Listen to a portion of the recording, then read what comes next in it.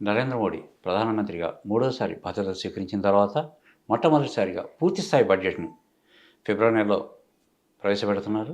దీనికి సంబంధించి ప్రజల్లో చాలా ఆశలు ఉన్నాయి.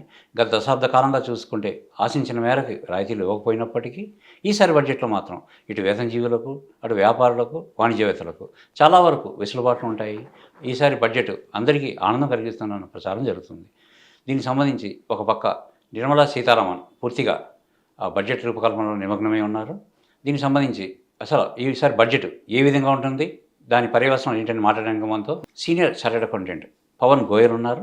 ఈయన కేవలం చార్టెడ్ అకౌంటెంటే కాదు, ఈయన అనేక డిగ్రీలు సాధించున్నారు. దాంట్లో ప్రధానంగా మనం చెప్పుకోవాలంటే సిఏ, సిఎస్, సిఎంఏ, ఎల్ఎల్బీలతో పాటు ఇప్పుడు ప్రస్తుత సమాజంలో మారుతున్న విధానానికి అనుగుణంగా ఉన్నటువంటి ఆర్టిఫిషియల్ ఇంటెలిజెన్స్ని కూడా ఉపయోగిస్తున్నారు. దాంతోపాటు ఫోరెన్సిక్ ఆడిట్ కూడా నిర్వహిస్తున్నారు. ఇప్పుడు ఆయనతో మనం పవన్ గోయల్ గారితో మాట్లాడి పూర్తి వివరాలు తెలుసుకున్నాం. సార్ నమస్తే. Thank you for inviting sir. Sir, ఇప్పుడు కొత్తగా బడ్జెట్ రూపకల్పనకు రంగం సిద్ధమైంది. మరి కొద్ది రోజుల్లోనే కేంద్ర బడ్జెట్ ప్రకటించబోతున్నారు. అందులో చాలామందికి ఇందాక చెప్పినట్టు నేను వేతనజీవులు అయితే కావచ్చు, వ్యాపారులు అయితే కావచ్చు, వాణిజ్యవేత్తలు అయితే కావచ్చు, చాలా ఆశలు పెట్టుకున్నారు. ప్రధానంగా ముందుగా మనం వేతనజీవుల దగ్గరికి వద్దాం. ప్రతిసారి వేతనజీవులు ఎంతో ఆశపడతారు. తమ ఇది పెరుగుతుంది, ట్యాక్స్ రిలాక్సేషన్ మనకు లభిస్తుంది అంటున్నారు. కానీ ప్రతిసారి స్టాండర్డ్ డిడక్షన్లో మార్పు తప్ప పెద్దగా ఆశించిన మేరకు లభించలేదు. ఈసారి స్లాబ్ ఉందో ట్యాక్స్ స్లాబ్ 10 లక్షల వరకు పెంచుతారని, స్టాండర్డ్ డిడక్షన్ ఏదైతే ఉందో ₹1,00,000 చేస్తారని భావిస్తున్నారు. అది ఎంతవరకు అమలు అయ్యే అవకాశాలు ఉన్నాయా? అమలు చేయితే వచ్చే ఇబ్బందులు ఏముంటాయి? ఇది చాలా డిఫికల్ట్ క్వశ్చన్ టు ఆన్సర్ కదా సార్. బట్ మీకు ఒక మాట చెప్తా సార్. ఈ న్యూ కొత్త గవర్నమెంట్కి ఒకటి ఇదే ఫస్ట్ బడ్జెట్ వచ్చిన తర్వాత. ఇప్పుడు ఫస్ట్ మీకు ఇన్సెంటివ్ ఉండాలి, ట్యాక్స్ రిలాక్సేషన్ అర్థమవుతుంది. బట్ గవర్నమెంట్కి కూడా ఇన్సెంటివ్ ఉండాలి కదా, మీకు రిలాక్సేషన్ ఇస్తా అంటే. ఈ ఇయర్ కాబట్టి చాలా ఎక్కువ రిలాక్సేషన్స్ ఏం రాదు సార్. ఓన్లీ కొన్ని చిన్నది రిలాక్సేషన్ ఇటు అటు చేసి కొంచెం మూడ్ హ్యాపీగా చేసి పెట్టుకొని దే విల్ ట్రై. అదర్వైజ్ చాలా ఏం ఎక్కువ రిలాక్సేషన్ మీ 7 lakhsకి 10 lakhs డైరెక్ట్ చేసేస్తా ఇదే అలాగా ఆశ పెట్టుకోవాలంటే కూడా మంచి కాదు. శాలరీ క్లాస్ అంటే గవర్నమెంట్ వాళ్ళకి మిల్కింగ్ కౌ. ఎవరైనా గవర్నమెంట్ సరే they are the first people who will pay their taxes with innocence. So ఇదే కాబట్టి సార్ రిలాక్సేషన్ కొన్ని ఒక 50,000-60,000 పర్ యానం వరకు మీరు ఎక్స్పెక్ట్ చేయవచ్చు సార్. ఎవరైనా ఫోమ్ కాబట్టి మీకు స్టాండర్డ్ డిడక్షన్ 75 నుంచి 1.25-1 lakhs అలాగా చేసి. అదర్వైజ్ మీకు చాలా ఎక్కువ బెనిఫిట్స్తో ఈసారికి సాలరీడ్ క్లాస్ మాత్రమే లేవు. ఇప్పుడు సాలరీ ఎంప్లాయీస్కి 2 ఆప్షన్స్ ఉన్నాయి. ఒకటి ఓల్డ్ స్కీమ్, తర్వాత సెకండ్ న్యూ స్కీమ్. ఓల్డ్ స్కీమ్లో రిటర్న్స్ ఉంటాయి, సెకండ్ స్కీమ్లో రిటర్న్స్ ఉండవు. ఈసారి థర్డ్ స్కీమ్ ఒకటి పెడతారంటున్నారు. అది ఏమైనా అమలు అయ్యే అవకాశాలు ఉన్నాయా? సార్ ఇది రెండు స్కీమ్సే కన్ఫ్యూజనే సార్. ఇప్పుడు వరకు కూడా ఆల్మోస్ట్ 3 years అయింది తర్వాత కూడా ఎంప్లాయీకి యాక్చువల్గా తెలియదు ఈ స్కీమ్ ఏ స్కీమ్కు ఈ మాకు బెటరే. సో ఇంకోటి థర్డ్ స్కీమ్ వచ్చేస్తా అంటే మీరు గవర్నమెంట్ రెవెన్యూ కోసం they will do what ever they want అండి. బట్ ప్రాక్టికల్గా చూడాలంటే అవసరం లేవు, ఇదే ఉంది.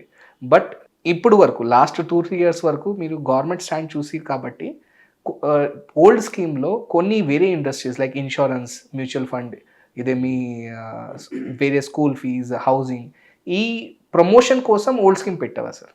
బట్ గవర్నమెంట్కి కూడా అర్థమైంది ఇప్పుడు ఇదే అవసరం లేవు. ఎందుకంటే చాలా మీరు కూడా పేపర్స్లో చూస్తున్నారు కదా, ఫేక్ డిడక్షన్ క్లెయిమ్ చేస్తున్నారు. సో గవర్నమెంట్ ఫోకస్ ఏమైంది అంటే ఒక వేరే ఆప్షన్ ఇచ్చి మీకు డిడక్షన్ లేకపోతే కూడా you can take the best benefit. ఇదే కోసం న్యూ రిజిమ్ వచ్చింది. డైరెక్ట్ బెనిఫిట్ ఎంప్లాయీకి పోతుంది. New regime most of the employee ఇప్పుడు కాబట్టి మీకు 70-75% ఎంప్లాయీస్కి న్యూ రిజిమే బెటర్. ఇంకోటి థర్డ్ రిజిమ్ వచ్చానంటే అవసరం కూడా లేవు అండ్ యూజ్ కూడా లేవు. ఇవి సరిపోతాయి. వేతనజీవులు ఎవరైతే ఉన్నారంటే సాలరీ ఎంప్లాయీస్ వాళ్ళు మాత్రమే ట్యాక్స్ కరెక్ట్గా కడుతున్నారు. వాళ్ళకి ఆటోమేటిక్గా డిడక్షన్ అవుతుంది, బ్యాంక్ అకౌంట్స్ అవి ఇస్తున్నారు. వేరేజ్ బిజినెస్ పీపుల్ దగ్గరికి వచ్చేటప్పటికి వాళ్ళు చేసిన బిజినెస్కి కడుతున్న ట్యాక్స్కి ఎగవేతలు ఎక్కువ కొట్టిన ప్రచారం కాదు, వాస్తవం కూడా అందులో ఉంది. మరి దీన్ని కట్టడి చేయడానికి ప్రభుత్వం ఏ మేరకు చర్యలు తీసుకునే అవకాశం ఉంది? సార్ ఎవరైనా ప్రభుత్వం సరే sir act income tax or వేరే జిఎస్టీ ఇది మాత్రం యాక్ట్స్ ఆల్మోస్ట్ ఎవ్రీ బిజినెస్కి సాలరీడ్ వాళ్ళకి ఈక్వల్గా ట్యాక్స్ చేస్తున్నారు సార్. ఎందుకంటే మీరు సాలరీడ్కి ఒక బెంచ్ మార్క్ తర్వాత మీకు 30% స్లాబ్ ఉంది, బిజినెస్ వాళ్ళది కూడా ఒక బెంచ్ మార్క్ తర్వాత 30% స్లాబ్స్ ఉన్నాయి. మీకు ఒక కొంచెం మీ వ్యూవర్స్ కోసం మీ బిజినెస్ ఇంప్రూవ్ అవుతుందా అంటే మీకు సాలరీస్ ఇంప్రూవ్ అవుతుంది. బిజినెస్ ఇంప్రూవ్ లేకపోతే మీకు సాలరీస్ ఇంప్రూవ్ అవ్వాలంటే కష్టం. సరే, ఇంకోటి వేరే విషయం అనేది, సరే మీరు బిజినెస్ చేస్తా అంటే మీకు ట్యాక్స్ ప్లానింగ్ స్కోప్ ఎక్కువ ఉంది. ట్యాక్స్ ప్లానింగ్ చెప్తున్నారు, ఇవేజన్ కాదు. బట్ బిజినెస్ చేస్తున్నారు అంటే మీకు ట్యాక్స్ ప్లానింగ్ స్కోప్ ఎక్కువ ఉంది. సాలరీడ్ వాళ్ళకి ట్యాక్స్ ప్లానింగ్ స్కోప్ తక్కువ ఉంది. ఈ విషయం మాత్రమే కోసం మీకు బిజినెస్ వాళ్ళకి ఎక్కువ ట్యాక్సెస్ సేవ్ అవుతుంది. వేరే సాలరీడ్ కోసం ఎందుకంటే ఇది స్కోపే లేవు. యాక్ట్లో కొన్ని స్కోప్స్ ఇవ్వాలి కదా, స్కోప్స్ లేక కాబట్టి మీకు ఇదే లేవు. ఇంకోటి మాట చెప్పాలి సార్, ఇది చాలా బెస్ట్ పార్ట్. సాలరీడ్ వాళ్ళకి ఆల్మోస్ట్ మొత్తం ట్యాక్స్ టీడీఎస్లో కట్ అవుతుంది కదా, కరెక్ట్. సో బిజినెస్ వాళ్ళది కొంచెం ఫ్లెక్సిబిలిటీ ఉంది. ఒక క్వార్టర్లో 3 monthsలో ఒక్కసారి కట్ అవుతుంది. ఇదే కోసం మీరు కొన్ని ప్లానింగ్కి ఫ్లెక్సిబిలిటీ ఉంది, వేరే వాళ్ళ సాలరీకి లేవు. ఇదే స్ట్రక్చరింగ్, మొత్తం ఇండియాకి ట్యాక్స్ స్ట్రక్చరింగ్ అలా ఉంది. ఇదే ప్రభుత్వం అంటే ఏం చేయాలంటే ఏం లేవు సార్. సాధారణంగా మధ్యతరగతి కుటుంబీకులు కావచ్చు, ఒక మధ్యతరగతి ఉన్నత స్థాయి కుటుంబీకులు కావచ్చు, ఎవరైనా సరే ఫిక్స్డ్ డిపాజిట్ వేసుకుని దాని ద్వారా కొంత వడ్డీ తీసుకుందాం, ఇది చేద్దాం అని చెప్తుంటారు. కొంతమంది లోన్స్ తీసుకుంటారు, హౌసింగ్ లోన్ అలాంటివి తీసుకుని, వెహికల్ లోన్ అవి తీసుకుంటారు. చూస్తే రెపో రేట్లో ఏమాత్రం మార్పులు రావట్లేదు, కానీ వడ్డీ రేట్లు పెరిగిపోతున్నాయి. ఇది సామాన్యుల మీద భారం పడుతుంది. దీంతో ఎవరు కూడా తమ డబ్బుని దాచుకోవడానికి ఇష్టపడడం లేదు, ఎప్పుడు కూడా ఖర్చు పెడుతున్నారు. ఈ ప్రభావం ఆ సాధారణ కుటుంబాల మీద ఎక్కువగా చూపిస్తుందన్న వాదన ఉంది. ఎంతవరకు కరెక్ట్? మీకు ఇప్పుడు interest rate, loans, interest rotation, money ఎక్కడ పెట్టాలి, ఇన్వెస్ట్ చేయాలి అంటే చాలా పెద్ద పెద్ద విషయాలు సార్. బట్ ఒక సింపుల్ ఒక 10-15 lakhs మాది శాలరీ ఉంది, ఒక 7-8 lakhs శాలరీస్ ఉన్నాయి. ఈ అబ్బాయికి చేతిలో ఏమొచ్చేస్తా సార్? మొత్తం ఒక రెంట్ కట్టిన తర్వాత, కొన్ని ఈఎంఐస్ కట్టిన తర్వాత ఏం రాదు. తర్వాత వచ్చేసి ఈ సస్టైనింగ్ కోసం ఒక్కసారి నాకు ఒక చిన్న ఒక ఫ్యామిలీలో ఒక పెళ్ళి వచ్చింది, ఒక మెడికల్ ఎమర్జెన్సీ వచ్చి కాబట్టి మీరు లోన్స్ తీస్తున్నారు. లోన్స్ మీకు ఈజీ తక్కువ రేట్కి వచ్చిందా అంటే మీకు హెల్ప్ అవుతుంది. ఇప్పుడు మీకు పర్సనల్ లోన్స్కి రేట్ ఎంత సార్? 18%. మీ రెపో రేట్ ఎంత సార్? 6.25, 6.5. డిఫరెన్స్ చూడండి సార్. మీరు ఎందుకు ఇంత క్వశ్చన్లో మీకు కోపము రావాలి. అరే సార్, మా సిబిల్ సరిగా ఉంది, మా వేరే సరిగా ఉంది, why are you charging me? Even though మీరు ఒక రెపో రేట్కి 6.5కి 5 కూడా పెట్టేస్తా అంటే మా 18కి 16 అవుతుంది కదా. ఎక్కువ ఏం బెనిఫిట్ మా స్కోప్ నుంచి రాదు. మీ బ్యాంక్స్ వాళ్ళది ఒక ప్రొఫైల్ చూసి, ఒక ఇంటెన్షన్ చూసి, ఇదే డిఫాల్ట్ లేకపోతే మీరు బెస్ట్ ఇంట్రెస్ట్ ఇచ్చే 9-10% ఇచ్చే, మీకు 4% మార్జిన్స్ ఉన్నాయి కదా. సో ఇదే రెపో రేట్ ఓకే, మొత్తం వరల్డ్ చూసిన ప్రకారంగా India is still doing good, sir. RBI has done a very magnificent job. Mr. Shashikant Das, who was the ex-governor, has done his excellent, fabulous job, at least in the terms of maintaining the growth కాబట్టి growth కూడా ఉండాలి, ఇంకా మీకు inflation కూడా ఎక్కువ ఉండాలి కాబట్టి repo rate, interest rate is a tool. RBI హ్యాండ్లో, గవర్నమెంట్ చేతిలో ఒక టూల్ అలాగా యూజ్ చేస్తున్నారు. ఇది చాలా మంచి మేనేజ్ అయింది కంపేర్ టు మొత్తం వరల్డ్కి. ఇండియాలో ఇది చాలా మంచి మేనేజ్ అయింది. ఎప్పుడైనా ప్రభుత్వానికి అప్రిషియేషన్ కూడా చేయాలంటే we should be doing. But కాబట్టి కొన్ని బ్యాంక్కి రెగ్యులేషన్స్కి, కొన్ని పర్సనల్ లోన్స్కి, ఎస్పెషల్లీ సాలరీడ్ క్లాస్ వాళ్ళది, ఒక రెగ్యులర్ ట్యాక్స్ పేయర్స్కి ఒక వేరే స్కీమ్లో, ఒక వేరే కొంచెం అలాగా సెపరేట్. ఎందుకంటే మీకు కోవిడ్ వచ్చింది, కోవిడ్ టైంకి మీకు మొత్తం బిజినెస్ వాళ్ళకి 20% క్రెడిట్ గ్యారంటీ లోన్ ఇచ్చేవారు. శాలరీ వాళ్ళది ఎవరు ఇవ్వలేదు. అట్లీస్ట్ శాలరీ వాళ్ళకి కూడా ఒక వేరే రెగ్యులర్ ట్యాక్స్ పేయర్స్ వాళ్ళకి కూడా కొంచెం ఒక స్కీమ్ అలాగా పెట్టి ఒక 10-15 lakhs వరకు, ఒకసారి సపోజ్ మీకు 10 lakhs యాన్యువల్ శాలరీ, మీకు 10 lakhs వరకు లోన్ ఇస్తా, ఒక కన్సెషనల్ రేట్ ఇస్తా అంటే they will be also happy. That is what the need of the hour. మనకి ఇంపోర్ట్స్ బాగా పెరుగుతున్నాయి, ఎక్స్పోర్ట్స్ తగ్గుతున్నాయి. దీని మీద ప్రభుత్వం కానీ మోడీ స్వయంగా చాలాసార్లు మాట్లాడుతూ ఎక్స్పోర్ట్స్ పెంచుతాం, ఇది మనం డెవలప్ చేస్తామని చెప్పుకుంటూ వస్తున్నాడు. ప్రజెంట్ చూసుకుంటే మనకి ఎలక్ట్రానిక్స్ బాగా హై పీస్లో ఉన్నాయి. మన ఇంటెలిజెన్స్ వచ్చింది, ఆర్టిఫిషియల్ ఇంటెలిజెన్స్ వచ్చిందో దాని ప్రభావం ఇంకా పెరిగింది. దీని మీద సుంకాలు మాత్రం తగ్గట్లేదు. సుంకాలు అంటే ట్యాక్సెస్. మరి ట్యాక్సెస్ ఏమైనా తగ్గించే అవకాశం ఉందా? ఎలక్ట్రానిక్ గూడ్స్ అవ్వచ్చు, లేదంటే ఇక్కడ లోకల్గా డెవలప్ చేయడానికి, పరిశ్రమలు ఏర్పాటు చేయడానికి ప్రభుత్వం సహకారం ఈ బడ్జెట్ నుంచి ఆశించవచ్చా మనం? పెట్టుకోండి సార్, ఆశ అండి. బట్ చాలా రిజల్ట్ రావాలంటే కష్టం. ఇది ఎందుకు రిజల్ట్ రావాలంటే కష్టం అనేది మేజర్ 2 points అనేది. ఫస్ట్, మీకు ఎక్స్పోర్ట్స్ పెరగాలి, ఇంపోర్ట్స్ తగ్గాలి. ఇదే చేయాలంటే మీకు కొంచెం ఇదేం చెప్పాలంటే సార్ ప్రొడక్టివిటీ ప్రొడక్టివిటీ ఇంప్రూవ్ అవ్వాలి, మీ కాస్ట్ ఆఫ్ ప్రొడక్షన్ వేరే కంట్రీస్ ప్రకారంగా మ్యాచ్ అవ్వాలి. మీకు కరెక్ట్గా చెప్పాలంటే మీరు ఇప్పుడు ఇండియా కాంపిటీషన్ చైనాతో లేవు, ఇండియా కాంపిటీషన్ వచ్చేసి మీకు వియత్నాం, ఇంకా తైవాన్, ఒక చిన్న చిన్న కంట్రీస్ సార్. ఇప్పుడు మీకు ఇండియా చైనా +1 పాలసీ వచ్చిన టైంకి India was the first preference. But ఇప్పుడు మీరు చూడండి, పెద్ద కంపెనీస్ మ్యానుఫ్యాక్చరింగ్ ఫెసిలిటీస్ ఎక్కడ పెడుతున్నారు, they are going to South Asia Pacific, not coming to India. ఎందుకు? ట్యాక్సెస్ చాలా హై. సో మీరు కొంచెం ఒక ఎన్వైరన్మెంట్ అలాగా క్రియేట్ చేయాలి. లాస్ట్ 10 yearsలో they have done good sir, they have created some environment. మీకు కొంచెం కాన్ఫిడెన్స్ కూడా ఉంది. ఇప్పుడు ఎవరైనా మీరు వీసీ ఫండ్కో మాట్లాడుతా అంటే they are positive about India, ఇది ఓకే. బట్ ఇదే sufficient? No, we have to do more. ఇంకా ఎక్కువ చేయాలంటే ఇలా చేయాలి, కొన్ని స్టేట్ గవర్నమెంట్ సపోర్ట్ ఎక్కువ ఉండాలి, సబ్సిడీస్ టైంకి రిలీజ్ అవ్వాలి. మీకు సబ్సిడీస్ టైంకి రిలీజ్ అవ్వకపోతే మీరు ఎక్స్పోర్ట్స్ ఎలా ఇంప్రూవ్ చేస్తారు? వేరే కంట్రీస్కి చూడండి సార్, మొత్తం export houses only subsidy, a profit. యాక్చువల్గా బిజినెస్ వేరే కంట్రీలో చూస్తా అంటే మీకు సేమ్ కాస్ట్ ఆఫ్ ప్రొడక్షన్కి మెటీరియల్ అమ్మిస్తున్నారు, ప్రాఫిట్ ఎక్కడ ఉంది? గవర్నమెంట్ నుంచి సబ్సిడీయే ప్రాఫిట్ వేరే కంపెనీ వాళ్ళకి. ఇండియాలో సబ్సిడీ ఓన్లీ పేపర్లో ఉంది, యాక్చువల్ రావాలంటే చాలా చాలా చాలా కష్టం. సో మీకు ఎక్స్పోర్ట్స్ ఇంక్రీజ్ చేయాలంటే కొంచెం ఈకోసిస్టమ్ ఉంది కదా, ఈకోసిస్టమ్ కొంచెం బెటర్ చేయాలి, సబ్సిడీస్ కొంచెం టైంలో రిలీజ్ చేయాలి. ఇదే ఫస్ట్ విషయం సార్. సెకండ్ వచ్చిందా, మీకు కాస్ట్ ఆఫ్ ప్రొడక్షన్ మ్యాచ్ చేయాలి. కాస్ట్ ఆఫ్ ప్రొడక్షన్ మ్యాచ్ చేయాలంటే మీకు కొన్ని ల్యాండ్ రేట్స్ ఎక్కడైనా సరే మీరు ఒక్కసారి కంపారిజన్ చేయండి. వీఆర్ డూయింగ్ ఇన్ తెలంగాణలో TGIIC ఒక ఇన్స్టిట్యూషన్ ఉన్నాయి. You look at the land rates అనేది సార్. కొత్త చీఫ్ మినిస్టర్ కూడా చెప్పవా MSME కాన్ఫరెన్స్లో, ఇదే ఇండస్ట్రియల్ ల్యాండ్స్ చాలా ఎక్కువ ప్రైస్లో ఉంది. మీకు land is not available at a cheaper cost. ఇలా మీరు ఇండస్ట్రీస్ పెట్టేసి రికవర్ చేసి చేస్తా. సో ఎక్స్పోర్ట్స్ చాలా మంచి ఉంది, బట్ ఇంకా మంచి చేయాలంటే మీరు కొంచెం ఈకోసిస్టమ్ మంచిగా డెవలప్ చేయాలి, మార్జిన్స్ ఇంప్రూవ్ చేయాలంటే గవర్నమెంట్ కూడా సబ్సిడీ ఇమ్మీడియట్గా టైమ్లీ రిలీజ్ చేయాలి, కొంచెం అడ్వాన్స్ కూడా ఇవ్వాలి సబ్సిడీ. అలాగా ఈ ఇంపోర్ట్ అవుతుంది. ఎందుకంటే మాకు ఒక ఇన్హెరెంట్ అడ్వాంటేజ్ ఉంది, ఈ dollar price, rupee to dollar prices అప్పుడైనా సరే మీకు డెప్రిషియేటింగ్ ఉంది. ఇప్పుడు వరకు మాట్లాడే టైంకి 87 వరకు వచ్చేది, 87, 86, 87 రేంజ్లో ఉంది. ఎక్స్పోర్ట్స్ కోసం ఇది చాలా మంచి, ఎందుకంటే మీకు హోమ్ కరెన్సీ డెప్రిషియేట్ అవుతుందా అంటే మీకు ఎక్కువ అమౌంట్స్ వచ్చేస్తారు. సో ఇదే బెటర్. సో ఈ సపోర్ట్ కోసం వేరే కంట్రీస్ కూడా మీకు మీ ఎకోసిస్టమ్ కొంచెం సపోర్ట్ ఆర్ చాలా స్ట్రాంగ్, ఇప్పుడే కూడా స్ట్రాంగ్ సార్.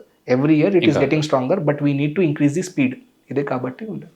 ఇంకో సమస్య సార్, సామాన్య నుంచి కోటీశ్వరుడు వరకు ఆలోచించింది ఒకటి, పెట్రోల్ ధరలు, పెట్రోల్ డీజిల్ మీద అబ్నార్మల్గా ట్యాక్సెస్ పడుతున్నాయి, చాలా ఎక్కువగా పడుతున్నాయి. ఎప్పటి నుంచో మనకి GST తీసుకొస్తే 18% కానీ 28% కానీ అవుతుందన్న ఆశలు ఉన్నాయి. ప్రజెంట్ ఇప్పుడు పెట్రోల్ మీద దాదాపు 35 to 40 వరకు ఇది పడుతుంది. అవి కాకుండా స్టేట్ గవర్నమెంట్లో వేరుగా వస్తున్నాయి. ఇప్పుడు మన దేశంలో చూసుకుంటే ఒక్కో రాష్ట్రంలో ఒక రకమైన రేట్ ఉంది. మన దగ్గర అసలు వేరే బీజేపీ పాలిత ప్రాంతాలు ఏవైతే ఉన్నాయో అక్కడికంటే మన దగ్గర ఒక 9 రూపాయలు ఎక్కువ ఉంది, మనకంటే ఆంధ్రప్రదేశ్లో ఇంకో 2 రూపాయలు ఎక్కువగా ఉంది. అది ఇదంతా డిస్టర్బెన్స్గా ఉంది. ఈసారి పెట్రోల్ రేట్స్ మీద సుంకాలు అంటే ట్యాక్సెస్ తగ్గించడం కానీ లేదా GST తీసుకోవడం కానీ అంటున్నారు. ఏమైనా నిర్ణయం తీసుకునే అవకాశాలు ఈ బడ్జెట్లో అవకాశం ఉంటుందా? మీకు వదిలేసేయి sir. Petrol diesel can not come in GST, it is just a lollipop. ఈ బడ్జెట్ కాబట్టి, నెక్స్ట్ బడ్జెట్ కాబట్టి, నెక్స్ట్ బడ్జెట్ కాబట్టి ఇది చాలా చాలా చాలా కష్టం. పెట్రోల్ డీజిల్ తీసుకురావాలి బడ్జెట్లో, ఈ GST నెట్లో తీసుకురావాలి, మ్యాక్సిమం 40% ట్యాక్స్ తీసుకోవాలి అంటే చాలా కష్టం. నెక్స్ట్ క్వశ్చన్, ఇప్పుడు సపోజ్ కొంచెం ఎక్స్టెండ్ చేస్తా సార్ క్వశ్చన్కి, ఇది రాదు, ఎందుకు రాదు అనేది ఒక చిన్న ఎగ్జాంపుల్తో పాటు ఎక్స్ప్లెయిన్ చేస్తా సార్ మీకు. ఒక సింపుల్ మనిషికి లైఫ్లో ఒక ఫైనాన్షియల్ యాంగిల్ ఎలా స్టార్ట్ అవుతుంది, కొంచెం కష్టపడి టైం ఇచ్చి శాలరీస్ అలాగా వస్తుంది. ఈ శాలరీస్కి కొంచెం సేవింగ్ చేసి ఒక ప్రాపర్టీ కట్టేస్తా. ఒక ప్రాపర్టీ కట్టిన తర్వాత మీకు కొన్ని ఫిక్స్డ్ ఇన్కమ్, ఒక రెంటల్, అదర్వైజ్ మీరు కొంచెం FD చేస్తా అంటే FD ఇంట్రెస్ట్ అలాగా సపోర్టింగ్ ఇన్కమ్ వస్తుంది.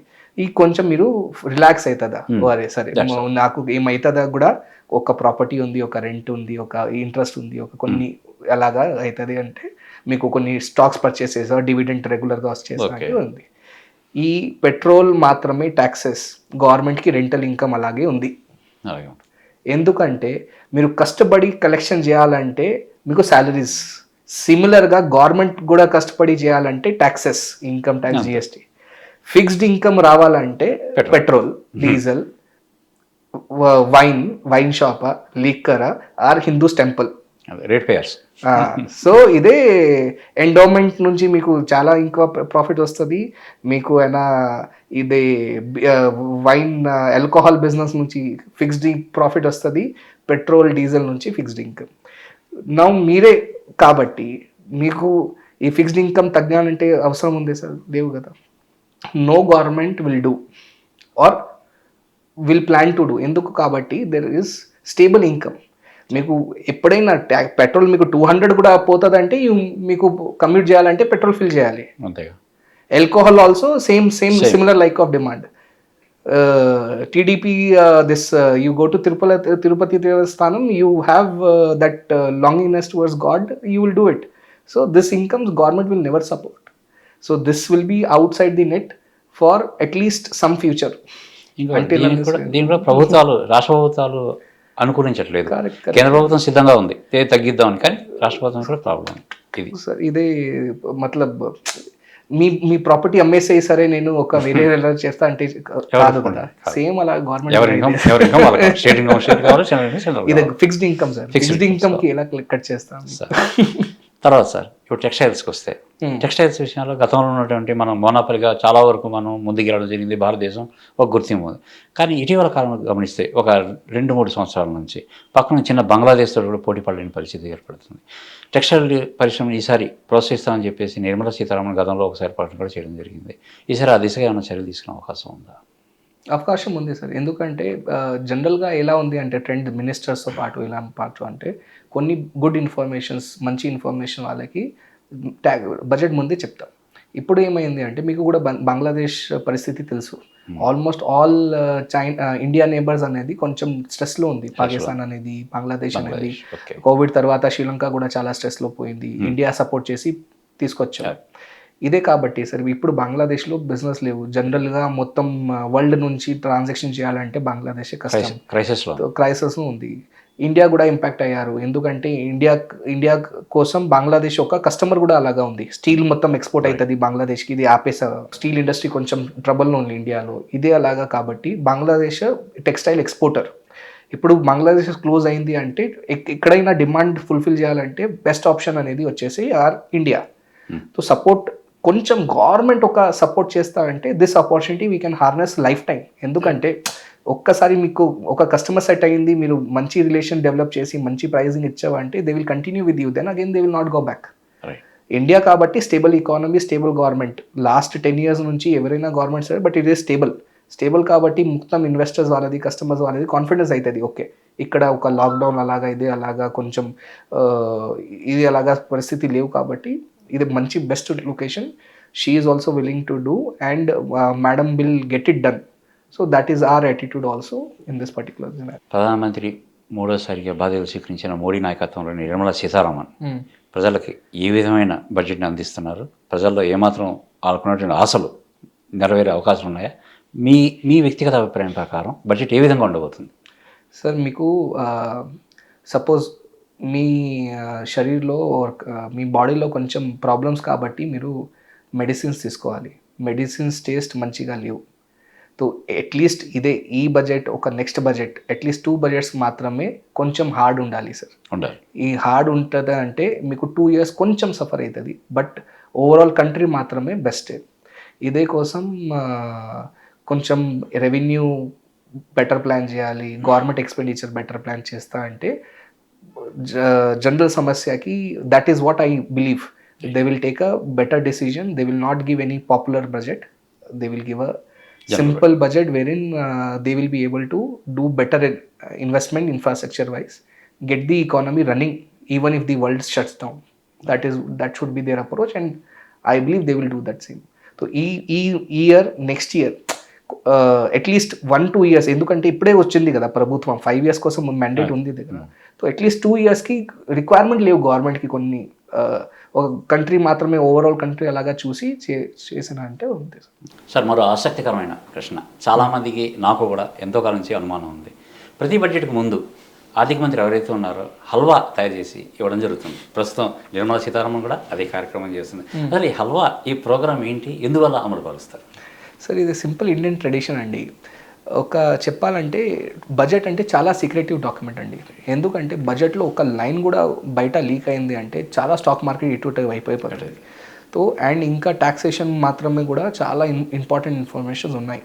సో సపోజ్ ఒక బడ్జెట్ మీరు తయారు చేసి ఫైనలైజ్ చేసి అయింది తర్వాత ఈ రైటింగ్, డ్రాఫ్టింగ్, ప్రింటింగ్ మాత్రమే బడ్జెట్ ముందు ఒక 1 వీక్ 10 డేస్ ముందే మొత్తం వాళ్ళకి ఆఫీస్ బాయ్తో నుంచి హైయెస్ట్ ఆఫీషియల్తో వాళ్ళది ఒక పార్లమెంట్ దగ్గర ఒక రూమ్లో లాక్ చేసి మొత్తం కనెక్షన్ బయట నుంచి డిస్కనెక్ట్ చేసి పెట్టేసి మీరు ఇది మొత్తం ఏం బయట నుంచి మీరు ఏం డిస్కషన్, మీ భార్య కూడా మన డిస్కషన్ లేవు, మొత్తం డిస్కషన్ ఆపేసి ఫస్ట్ ముందే చెప్పేస్తాం మీ ఫ్యామిలీ వాళ్ళకి కూడా 7 to 10 days వరకు మొత్తం in house sleeping, eating, drinking everything is inside. So prepare అయింది తర్వాత ఇదే కోసం ఈ మొత్తం యాక్టివిటీ ఇంత చాలా స్ట్రెస్ఫుల్ యాక్టివిటీ కదా సార్. స్ట్రెస్ఫుల్ యాక్టివిటీ క్లోజ్ అయింది టైంకి మా ఫైనాన్స్ మినిస్టర్ ఇదే బడ్జెట్ అనౌన్స్ చేసిన ముందు ఒక అట్లీస్ట్ ఒక గ్రీటింగ్ అలాగా ఇండియన్ ట్రెడిషన్లో ఉంది కదా సార్. మీరు మొత్తం ఎఫర్ట్ చేసిన తర్వాత క్లోజ్ చేయాలంటే ఒక హల్వా, ఒక స్వీట్, మిఠాయి హల్వా, ఇదే సార్, ఇదే హల్వా సెరమనీ. హల్వా సెరమనీ అయింది అంటే everything is ready, we're ready to present the budget. Thank you for your cooperation అనేది. Okay, right, thank you.